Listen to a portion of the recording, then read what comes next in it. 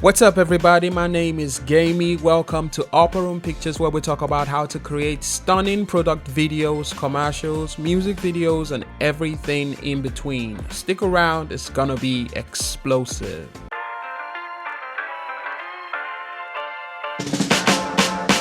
So this is what the set looks like. I have the Godox SL60, that's what I used for the backlight. I have a diffuser on there. I have a softbox on there, serving as the background of the shot. I used two different setups for the product video. You can see that the first setup, you have the light as the background, and the second setup is what you're looking at right now.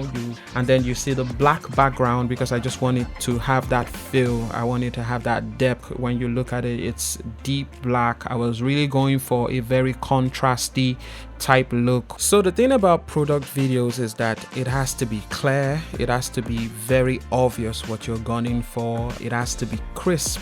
Here I'm cleaning the glass. Now this glass serves as a reflective surface where I'm going to place the subject, that's the headphone, and it's going to reflect off that glass. So I had to go to Aluminium Village to get this glass. You have to be careful not to use a mirror because a mirror wouldn't really give you the effect that you want. I've heard from other pros that a mirror has just one reflective surface, but acrylic glass is like a double-sided type glass, so the reflection that it gives you is good for camera.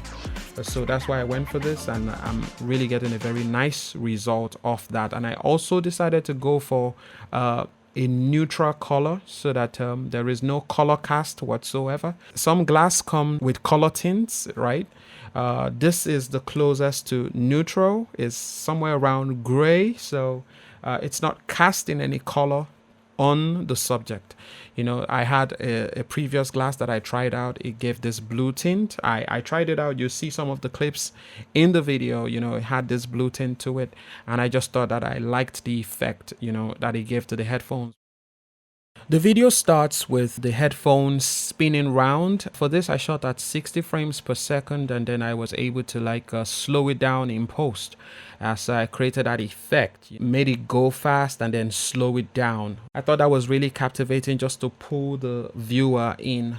This is the tricky shot, right? You have the headphone placed on the glass surface and it's spinning slowly, and as it spins, the background changes, and you know, you go from the bright white background and then it goes to the black background, right? And so you see that change. And the trick to this is to keep the headphone in the same position. So when we were shooting this, we ensured that the headphone was kept on the surface, and then we tried to move every other thing around the headphones without touching the headphone itself. It was a tedious task because we're shooting in a very confined space. So that was how we were able to achieve this. So I shot that, and in post I just try to match both clips just to ensure that there is no change whatsoever. So it just feels like the headphone keeps spinning, but the background keeps changing, and the headphone itself is still in position.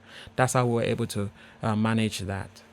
Here's another interesting shot that I would like to talk about. This shot was not planned. I was basically just working on the lights, and we turned off the key light, and I was working on the backlight, you know.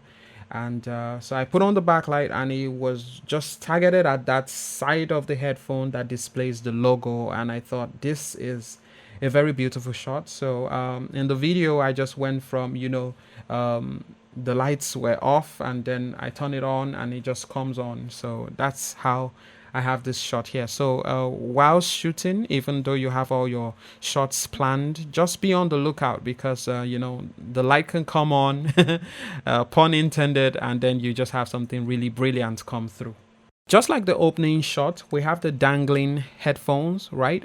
So at some point you see the headphone, you know, come towards the screen, right? It comes into focus and then it goes back and it's out of focus. So we have the headphone, it's hanging by a thread. Yes, not a pun intended. Hanging by a thread, and then just swing it left to right, or I make it come forward and backwards, you know. And I just make sure that I set focus at the very point that I want the headphone to come into focus. So that's pretty much how we're able to achieve both shots. And I thought this are very interesting shots, captured at 60 frames per second. I did capture at 120 frames per second, but I really didn't use those clips because I didn't really like how they looked. But I'm pretty satisfied with what we have here. So there you have it. Expect more product videos. I'll always be here to tell you how we achieve the shots. My name is Gamey. Thank you for watching to the end. Like, subscribe, and share the video. See you in the next one.